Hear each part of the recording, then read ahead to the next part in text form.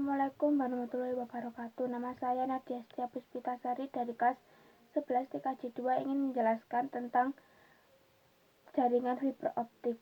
Pengertian: fiber optik adalah suatu jenis kabel yang terbuat dari kaca atau plastik yang sangat halus dan digunakan sebagai media transmisi karena dapat mentransmisikan sinyal cahaya dari suatu lokasi ke lokasi lainnya dengan kecepatan tinggi. Ukuran fiber optik ini sangat kecil dan halus.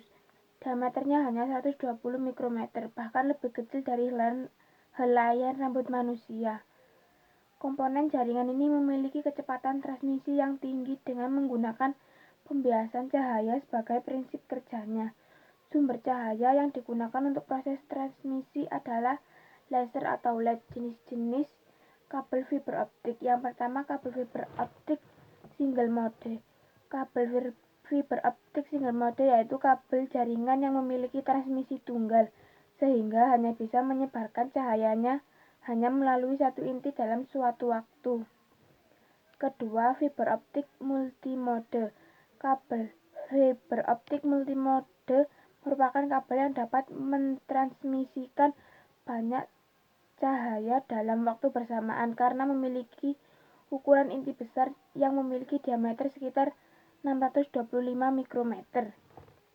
Fungsi fiber optik atau serat optik. Fungsi serat optik pada dasarnya sama seperti kabel lainnya, yaitu untuk menghubungkan antara komputer dalam suatu jaringan komputer. Letak perbedaan antara fiber optik dengan jenis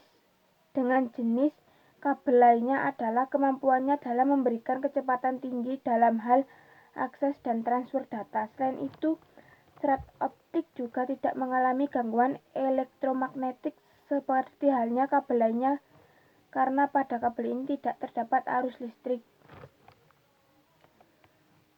Kelebihan fiber optik: yang pertama, memiliki kecepatan transmisi yang tinggi dengan kapasitas mencapai 1 giga per detik.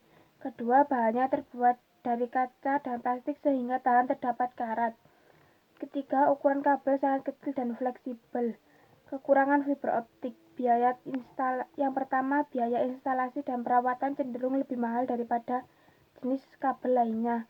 Yang kedua, membutuhkan sumber cahaya yang kuat. Yang ketiga, kabel harus dipasang dengan jalur berbelok untuk memaksimalkan kecepatan dan kelancaran transmisi cahaya. Sekian dari saya, terima kasih.